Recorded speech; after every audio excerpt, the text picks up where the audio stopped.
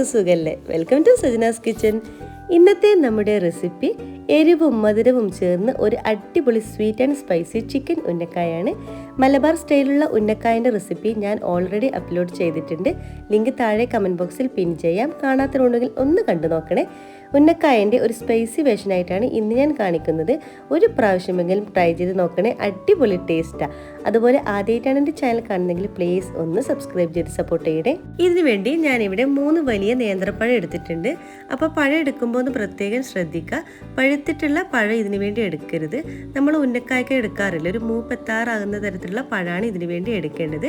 അങ്ങനെ ഞാനിവിടെ 3 നേന്ത്രപ്പഴമാണ് എടുത്തിട്ടുള്ളത്. ഇനി ഇത് നമുക്കൊരു സ്റ്റീമറിൽ വെച്ചിട്ട് നമുക്കൊന്ന് സ്റ്റീം ചെയ്തെടുക്കണം. അപ്പോൾ ഞാനിപ്പോൾ ഓരോ പഴവും ഞാൻ 2 പീസാക്കിയിട്ട് കട്ട് ചെയ്തെടുത്തിട്ടുണ്ട്. ഇനി നന്നായിട്ട് സ്റ്റീമറിൽ വെള്ളം വെച്ചിട്ട് നന്നായിട്ടൊന്ന് സ്റ്റീം ചെയ്തെടുക്കാം. അപ്പോൾ ഇനി നമ്മുടെ പഴം നന്നായിട്ട് തന്നെ സ്റ്റീം ചെയ്തതിന് ശേഷം നന്നായിട്ട് തന്നെ പെട്ടെന്ന് തന്നെ ചൂടോട് കൂടി തന്നെ നമ്മൾ നന്നായിട്ടൊന്ന് ഉടച്ചു കൊടുക്കുക. കട്ടകളൊക്കെ ഉണ്ടെങ്കിൽ നല്ലവണ്ണം തന്നെ ഒന്ന് ഉടച്ചു കൊടുക്കണം കേട്ടോ. അതിനുശേഷം ഒരു ഇത്തിരി നെയ്യ് തടവിയതിന് ശേഷം നമുക്കിത് മാറ്റി വെക്കാം. പിന്നെ ഞാനിവിടെ എടുത്തിട്ടുള്ളത് ഒരു 300 ഗ്രാം ചിക്കൻ എടുത്തിട്ടുണ്ട്. ഈ ചിക്കൻ നന്നായിട്ട് കഴുകിയതിന് ശേഷം ഇതിലോട്ടേക്ക് ഉപ്പും മഞ്ഞൾപ്പൊടി ഇട്ട് വേവിച്ചെടുക്കാം. വേവിച്ച് വെച്ചിട്ട് നമ്മുടെ ചിക്കൻ ഒന്ന് മിക്സിയുടെ ജാറിലിട്ട് ഒന്ന് ക്രഷ് ചെയ്ത് മാറ്റി വെക്കാം. ഇനി നമുക്കിതിന് വേണ്ടിയുള്ള മസാല ഫില്ലിങ് റെഡിയാക്കാം. ഇതിനു വേണ്ടി നമുക്കൊരു പാൻ എടുക്കാം. പാൻ നന്നായിട്ട് ചൂടാകുമ്പോൾ ഇതിലോട്ടേക്ക് 2 ടേബിൾ സ്പൂണോളം ഓയിൽ ഒഴിച്ചു കൊടുക്കാം.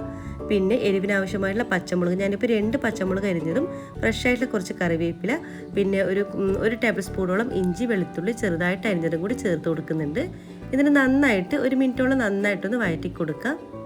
അതിനുശേഷം ഒരു വലിയൊരു സവാള ചെറുതായിട്ട് അരിഞ്ഞതും കൂടി ഇതിലോട്ടേക്ക് ചേർത്ത് കൊടുക്കുക. സവാള പ്രത്യേകിച്ച് ചെറുതായിട്ടൊന്ന് അരിയാൻ പ്രത്യേകം ശ്രദ്ധിക്കണേ. ഇതിനാവശ്യമായിട്ടുള്ള കുറച്ച് ഉപ്പ് കൂടി ചേർത്ത് കൊടുത്തിട്ട് നല്ലവണ്ണം തന്നെ ഒന്ന് വഴറ്റി കൊടുക്കുക. നമ്മുടെ സവാള ഒന്ന് നന്നായിട്ടൊന്ന് കളർ ചേഞ്ചായി വരണം. അതുവരെ നല്ലവണ്ണം തന്നെ ഒന്ന് വഴറ്റി കൊടുക്കുക. സവാള ഏകദേശം ഒന്നൊരു കളർ ചേഞ്ചായിട്ട് വരുമ്പോൾ നമുക്ക് അതായത് ലോ ഫ്ലെയിമിലാക്കിയിട്ട് ഇതിലേക്ക് ഇത്തിരി പൊടികളൊക്കെ നമുക്ക് ചേർത്ത് കൊടുക്കാം. ആദ്യം തന്നെ 1/4 ടീസ്പൂണോളം മഞ്ഞൾപ്പൊടി ചേർത്ത് കൊടുക്കാം. 1/2 ടീസ്പൂൺ ഗരം മസാല ചേർത്ത് കൊടുക്കാം. 1/2 ടീസ്പൂൺ മല്ലിപ്പൊടി, 1 ടീസ്പൂണോളം മുളക് പൊടി ചേർത്ത് കൊടുക്കാം. 1/2 ടീസ്പൂൺ കുരുമുളക് പൊടി ചേർത്ത് കൊടുക്കുന്നുണ്ട്. ക്രഷ് ചെയ്ത് കൊടുത്താലും മതി. എന്നിട്ട് നല്ലവണ്ണം തന്നെ ഒന്ന് മിക്സാക്കി കൊടുക്കാം. നമ്മൾ മസാലക്ക് ഒരു ഇത്തിരി സ്പൈസി ആയിട്ടാണ് കേട്ടോ വേണ്ടത്. ഇത് നന്നായിട്ട് 1 മിനിറ്റോളം വഴറ്റി കൊടുക്കുക. അതിൻ്റെ ഒരു പച്ചമുളക് മാറുന്നവരെ നല്ലവണ്ണം തന്നെ ഒന്ന് വഴറ്റി കൊടുക്കുക.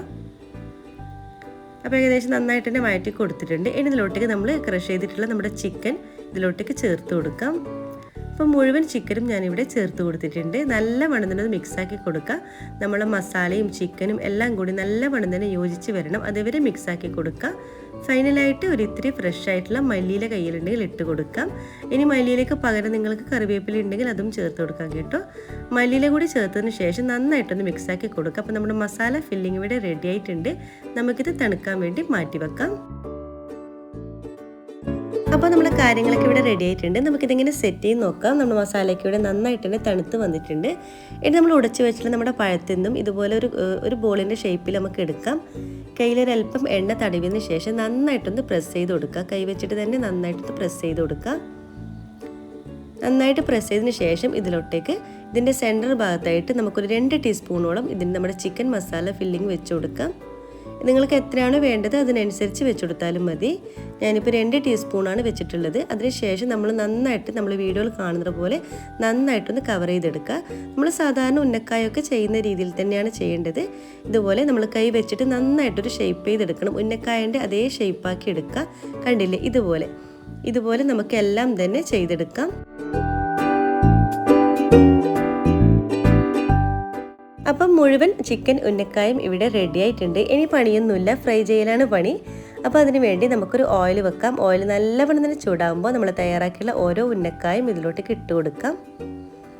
ഇട്ടതിന് ശേഷം നമ്മളൊന്ന് തിരിച്ച് ഇട്ട് കൊടുക്കുക കേട്ടോ. എല്ലാ ഭാഗവും ഒരു ലൈറ്റ് ഗോൾഡൻ കളർ ആവണം. അതുവരെ നന്നായിട്ടൊന്ന് തിരിച്ച് ഇട്ട് കൊടുക്കുക. പിന്നെ കൂടുതൽ സമയം ആവുന്നില്ല കേട്ടോ, പെട്ടെന്ന് തന്നെ ആയിക്കിട്ടും. കാരണം ഓൾറെഡി ഇതെല്ലാം കുക്കഡാണ്. അപ്പോൾ ഇതുപോലെ ലൈറ്റ് ഗോൾഡൻ കളർ ആകുമ്പോൾ നമുക്ക് പ്ലേറ്റിലോട്ടേക്ക് മാറ്റി കൊടുക്കാം. അപ്പോൾ ഇതിവിടെ റെഡി ആയിട്ടുണ്ട്. നമുക്കിതൊരു ടിഷ്യൂ പേപ്പറിലോട്ടേക്ക് മാറ്റി കൊടുക്കാം. എണ്ണ കുടിക്കുന്ന ഒരു പ്രശ്നം അങ്ങനത്തെ ഒന്നും കാര്യമൊന്നും ഇതിലുണ്ടാവില്ല കേട്ടോ. അപ്പോൾ ഇത് റെഡി ആയിട്ടുണ്ട്. ഇതുപോലെ ബാക്കിയെല്ലാം തന്നെ ചെയ്തെടുക്കാം. അപ്പോൾ നമ്മുടെ വെറൈറ്റി ടേസ്റ്റി ആയിട്ടുള്ള നമ്മുടെ ചിക്കൻ സ്പൈസി ഉന്നക്കായ ഇവിടെ റെഡി ആയിട്ടുണ്ട്.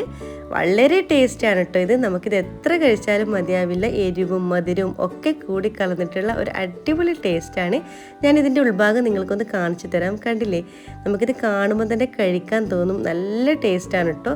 ആ ഒരു നല്ല സ്പൈസി ആയിട്ടുള്ള നമ്മളെ ചിക്കൻ മസാലയും ആ ഒരു എരിവോടും മധുരവും ഒക്കെ കൂടി കലർന്നിട്ട് കഴിക്കാൻ ഒരു അടിപൊളി ടേസ്റ്റാണ്. തീർച്ചയായും നിങ്ങളൊരു പ്രാവശ്യം ഒന്ന് ട്രൈ ചെയ്ത് നോക്കുക. നിങ്ങൾക്ക് എല്ലാവർക്കും ഇഷ്ടമായെന്ന് കരുതുന്നു. ട്രൈ ചെയ്ത് നോക്കുന്ന സമയത്ത് ഫീഡ്ബാക്ക് അറിയിക്കാൻ മറക്കരുത്. അതുപോലെ തന്നെ ചാനൽ ഇഷ്ടമായാൽ പ്ലീസ് സബ്സ്ക്രൈബ് ചെയ്യാൻ മറക്കരുത്. ഫ്രണ്ട്സും ഫാമിലിക്കും ഷെയർ ചെയ്യാനും മറക്കരുത്. ഇൻഷാ അല്ലാഹ് ഇതുപോലത്തെ വെറൈറ്റി റെസിപ്പീസുമായിട്ട് വീണ്ടും കാണാം. അതുവരേക്കും എല്ലാവർക്കും ഒരിക്കൽ കൂടി താങ്ക് യു.